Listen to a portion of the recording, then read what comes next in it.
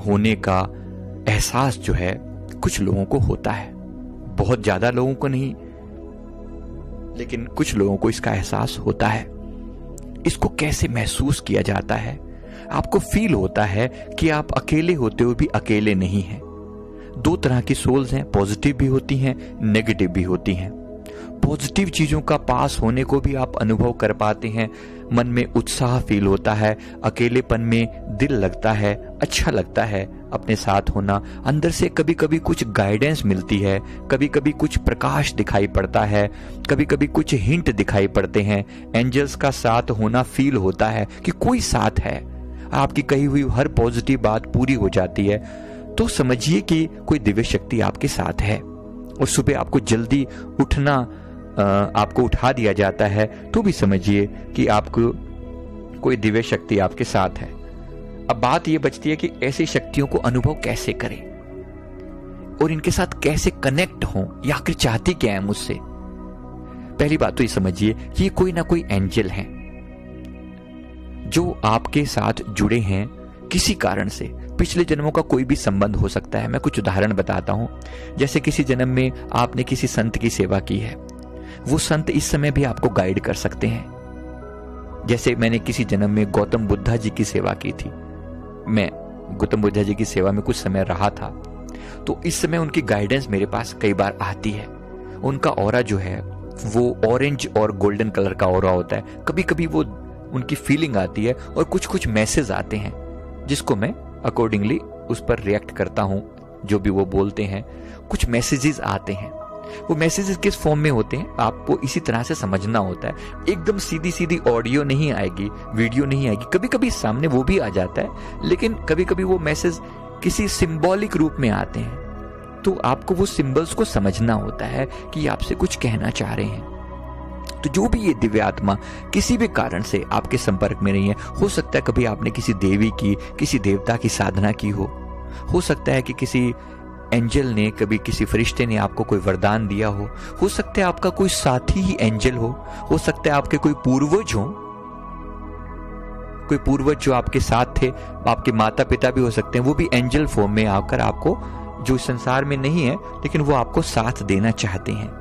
तो ये शक्तियां आपके साथ होती हैं। पॉजिटिव होने का एहसास भी हो जाता है और नेगेटिव चीज के होने का एहसास भी हो जाता है। नेगेटिव चीजों को इस वीडियो में कवर नहीं करूंगा, अलग से वीडियो में कवर करूंगा। तो सबसे पहले ये जाने की पॉजिटिव पावर है। तो इस पॉजिटिव पावर से संपर्क करने का तरीका क्या है? आप अकेले बैठें, पहली बात तो हो सके तो बिल्कुल अपना फोन वोन बिल्कुल ऑफ कर दें और अर्ली मॉर्निंग बैठें, क्योंकि अर्ली मॉर्निंग यानी 3 बजे 4 बजे इन शक्तियों की पावर बढ़ जाती है। आप स्नान कर लें, नहा लें और फिर पवित्र अवस्था में बैठकर आप इस शक्ति का आह्वान करें, उन्हें बुलाएं कि हे पवित्र आत्मा, मैं आपका आह्वान करता हूं, आह्वान करती हूं, आपको मैं बुला रही हूं, बुला रहा हूं, प्लीज आइए और मैं आपसे जुड़ना चाहता हूं। आप जो संदेश मुझे देना चाहते हैं मुझे जरूर दीजिए। अगले 2 मिनट के अंदर अंदर अगर आप कोई पॉजिटिव संकेत देंगे तभी मैं आपको नमस्कार करूंगा, मैं आपके साथ जुड़ना चाहूंगा। प्लीज अगले 2 मिनट में मुझे कोई शुभ संकेत दीजिए। ऐसा करके आप इन शक्तियों को प्रार्थना करें और फिर 2 मिनट तक वेट करें, शांत हो जाएं और वेट करें। देखिए क्या कुछ होता है, कुछ पॉजिटिव साइन आता है, कुछ छोटा सा। हो सकता है कि आपको कोई खुशबू आए, हो सकता है कि किसी पक्षी के चहचहाने की आवाज आ जाए, हो सकता है कि कोई पर्दे के हवा की तरह लहराने लगे कोई पर्दा, थोड़ा सा आपको चेंज लगेगा। कोई भी पॉजिटिव साइन जो आपके दिल में एक पॉजिटिव संकेत होगा वो आपको फील होगा। अगर ऐसा लगे तो फिर इन शक्तियों से और बात करने की कोशिश कीजिए कि मैं आपको नमस्कार करता हूं कि आप यहां पर मौजूद हैं और मैं आपसे प्रार्थना करता हूं कि प्लीज आप मेरे कुछ सवालों के जवाब में हां या ना का जवाब दीजिए। फिर आप सवाल करें और इनसे हां का तरीका तो इन्होंने पहले ही बता दिया होगा, मतलब जैसे जो हिंट मिला वो हां है इनकी।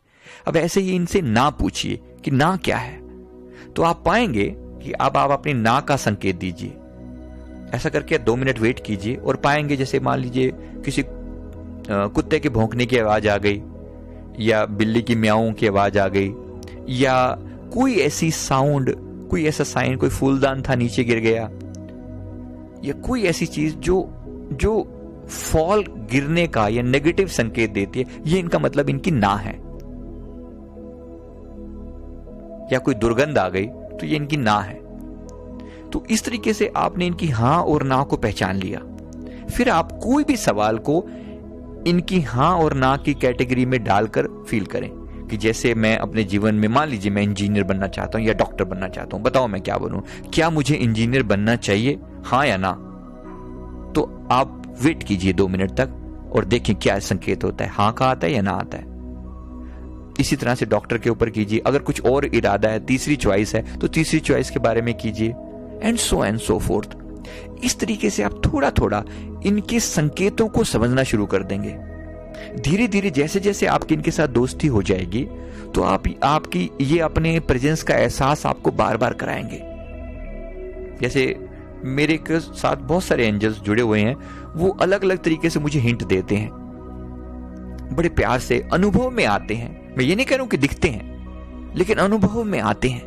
तो इन अनुभवों को आप धीरे धीरे करके डिटेक्ट करेंगे। अगर आपके साथ भी कोई ऐसा अनुभव हो तो नीचे कमेंट करके जरूर शेयर कीजिए।